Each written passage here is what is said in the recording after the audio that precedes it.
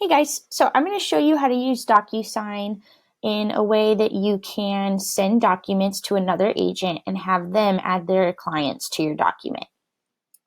So for example, I'm here in a Docusign room, which is, if you remember, like a loop in dotloop, and I'm going to show you this example with the purchase contract.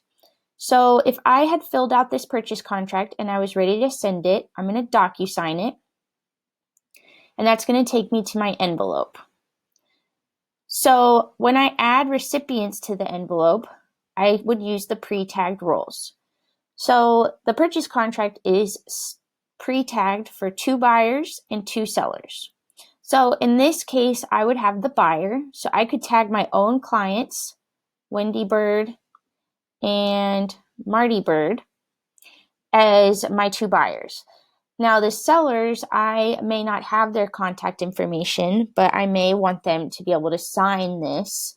So what I can do, and this is the trick that I've learned, is I can say that the seller agent is going to define this role, meaning the other agent on the other side of the deal is going to enter in their contact information. So when I add selected, move this guy over. When I add selected, so my buyers, Wendy and Marty, are here, and then it's giving me the option to do my seller agent. And notice here, they're going to specify recipient, meaning they're going to send it. So I'm going to use my personal email and show you guys what this ends up looking like.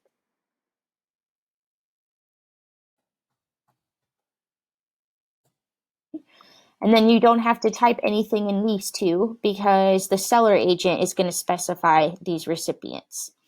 So notice that in the first wave, it goes to your clients and also the selling agent, right?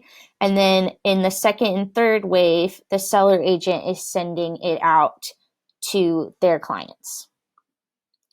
So now that I'm ready, and of course, you can customize the email at the bottom. Now that I'm ready, I would go to next.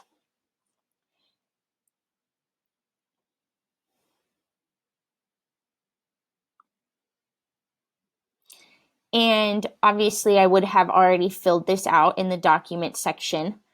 Okay, but I can see Wendy and Marty, and then I can see that the sellers are all the way at the bottom here. Seller 1 and seller 2 in green. So I'm ready to send this, right? Like obviously in a real world situation, this would be all filled out by you in the documents. So I'm going to send it.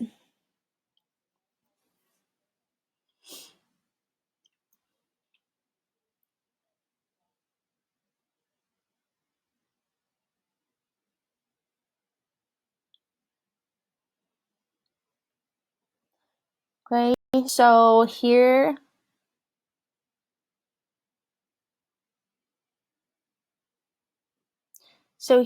on 5/14, which is when I'm making this video, this is my envelope that I just sent with the purchase contract. So you can see that Wendy and Marty still need to sign it, and this seller agent still needs to specify the recipients.